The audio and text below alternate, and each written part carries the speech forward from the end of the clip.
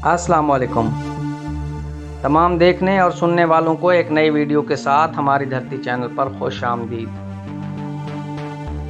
मोहम्मद शाह रंगीला का नाम तो हर सूझबूझ रखने वाले शख्स ने सुन रखा होगा, मगर सिर्फ नाम।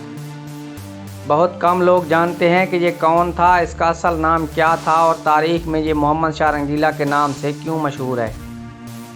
तो जनाब, ये साहब कोई छोटा मोटा किरदार नहीं, अपने वक्त में हिंदुस्तान का बड़ा नामवर बादशाह था। इसका असल नाम रोशन अख्तर था और वो शाहजहां अख्तर का बेटा और शहनशाह आलम बहादुर शाह अव्वल का पोता था। ये 17 सितंबर 1719 को तख्त नशीं हुआ। ये मुग़ल सल्तनत का 14वां बादशाह था। इसने बादशाह बनने के बाद अपने लिए नासिरुद्दीन शाह का लक़ब पसंद किया, मगर तारीख़ में ये मोहम्मद शाह रंगीला के नाम से मशहूर है। आप इसकी शहनशाहाना तबीयत का अंदाज़ा इस बात से लगाएं कि इसने अपने दौर में अपने सबसे पसंदीदा घोड़े को भी वज़ीर का दर्जा दे दिया था, और ये घोड़ा शाही दरबार खिलत फ़ाखरा पहनकर शरीक होता, वज़ीरों के साथ खड़ा होता और एक वज़ीर का पूरा प्रोटोकॉल इंजॉय करता। और घोड़े को वज़ारत अता करने वाला ये गालिबन पहला और आखिरी शख्स था। मोहम्मद शाह रंगीला एक दिन एक कानून बनाता, अगले दिन खुद सबसे पहले उसकी पामाली करता। दिन रात शराब पीता और बाज़ औक़ात तो तवैफ़ों और ख़ूबसूरत औरतों को लिटा कर उनके ऊपर बैठकर दरबार की सरपरस्ती फरमाता। कभी जनाना कपड़ों में मलबूस होकर तमाम उमरा वज़रा को भी लेडीज़ लिबास ज़ेब तन करने का हुक्म देता, और ये तमाम वाह वाह करते, हर हुक्म मनो अन बजा लाते। किसी में भी किसी भी किस्म की इनकार की रत्ती बराबर गुंजाइश नहीं थी। ये अपने काजी को शराब से वज़ू करने का हुक्म देता और नज़रिया ज़रूरत का मारा काजी 1 मिनट की भी देर ना लगाता। उसका हुक्म था कि मुल्क भर की तमाम खूबसूरत औरतें उसकी मलकियत और अमानत हैं, और जो भी इस अमानत में ख़यानत करता और उसका इल्म रंगीले को हो जाता तो वो उसी वक्त काबिल गर्दन जनी करार पाता। रोज़ाना एक हुक्म पर सैकड़ों कैदियों को जेल से रिहा करने का हुक्म देता, साथ ही जेलर को गिनती पूरी करने का हुक्म देता। नतीजतन जेलर उतने ही बेगुनाह अफराद पकड़कर जेल में बंद कर देता। ये शराब पी पी कर अपने गुर्दे, जिगर और अपने जिस्म का पूरा निज़ाम तबाह कर बैठा। और ये रंगीला तरीन शहनशाह 26 अप्रैल 1748 को इंतकाल कर गया। इसने लगभग 29 बरस हुक्मरानी की और तारीख़ में अपना नाम एक गलीज़ किरदार के नाम पर लिखवा कर इस दार फ़ानी से कूच कर गया। इसी रंगीला बादशाह के दौर में नादिर शाह दुरानी ने दिल्ली में बदतरीन कत्लेआम के बाद जब दिल्ली फतह कर लिया तो मफतूह बादशाह मोहम्मद शाह रंगीला ने शाही महल में फातेह बादशाह का गर्मजोशी से इस्तकबाल किया। कहते हैं कि नादिर शाह दुर्रानी ने दिल्ली के इस कत्लेआम का हुक्म सिर्फ एक लफ्ज़ कहकर दिया था, और वो लफ्ज़ था, अगर मैं गलत ना कहूँ, बज़न फ़ारसी का लफ्ज़ है जिसका मतलब है शुरू करो या शुरू हो जाओ। जब ईरानी लश्कर के घोड़ों की सुमें खून से सुर्ख हो गईं तो नादिर बादशाह फातेह की हैसियत से शाही महल में दाखिल हुआ और मोहम्मद शाह रंगीले की जानिब से ख़ुद को मिलने वाली इस शानदार मेहमान नवाजी पर हैरान रह गया। लोगों ने देखा कि मोहम्मद शाह रंगीले ने उसे अपने तख्त पर साथ बिठा लिया, गोया एक न्याम में 2 तलवारें समा गई थीं।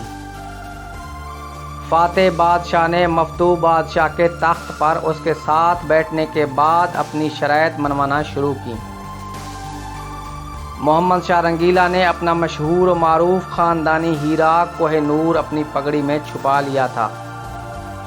नादिर शाह को उसकी इत्तला पहले से ही मिल चुकी थी कि हीरा कहाँ है, क्योंकि मुखबिर कब और कहाँ नहीं होते थे, उस ज़माने में भी मौजूद थे। नादिर शाह ने तख्त पर बैठते ही मोहम्मद शाह रंगीला को अपना मुंह बोला भाई बना लिया और बोला, जिस तरह औरतें दुपट्टा बदल कर आपस में बहनें बन जाती हैं, क्यों ना हम दोनों भी पगड़ी बदल कर आपस में भाई बन जाएं। یہ کہہ کر نادر شاہ نے محمد شاہ کی پگڑی اتار کر اپنے سر پر رکھ لی اور اپنی پگڑی محمد شاہ کے سر پر سجا دی۔ اس طرح کوہ نور ہیرا بڑی صفائی کے ساتھ نادر شاہ کی تحویل میں پہنچ گیا۔ نااہل اور مفتو مغل بادشاہ اپنی کمزوری پر بیچ و تاب کھا کر رہ گیا، لیکن کچھ کہہ نہ سکا۔ ہے جرم ضعیفی کی سزا مرگ مفاجات۔ جنگ کے تاوان کے علاوہ نادر شاہ وہ تاریخی تخت و طاؤس بھی اپنے ساتھ ایران لے گیا جو محمد شاہ کے جد امجد شاہ جہان نے بڑے چاؤ سے بنوایا تھا۔ ان سب کے علاوہ اب فاتح بادشاہ نے مطالبہ کیا کہ محمد شاہ رنگیلا اپنی بیٹی کا نکاح نادر شاہ کے بیٹے سے پڑھوا دے تاکہ دونوں بھائیوں کے درمیان یہ رشتہ مزید مضبوط ہو جائے۔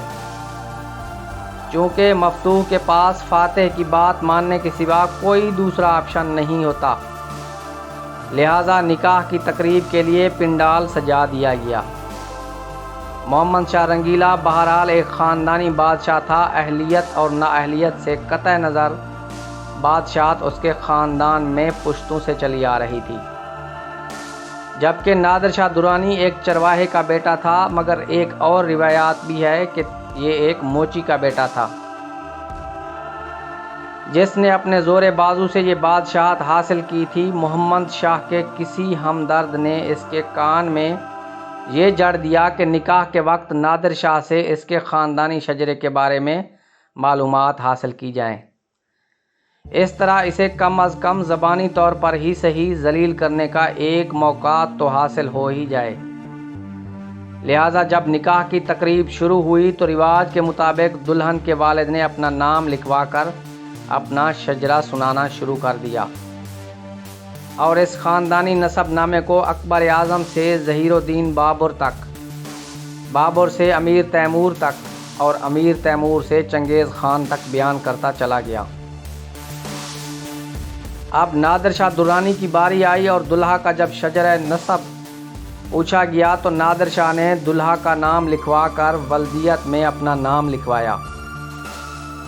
پھر وہ پنڈال میں یکایک کھڑا ہو گیا اور اپنی تلوار سونت کر بولا، لکھو ابن شمشیر بن شمشیر بن شمشیر، اور جہاں تک چاہو لکھتے چلے جاؤ۔ دوستو، اگر آپ کو ہماری ویڈیو پسند آئی ہو تو ویڈیو کو لائک کریں، چینل کو سبسکرائب کریں۔ ملتے ہیں ایک نئی ویڈیو میں، تب تک کے لیے اجازت دیجیے۔ اللہ حافظ۔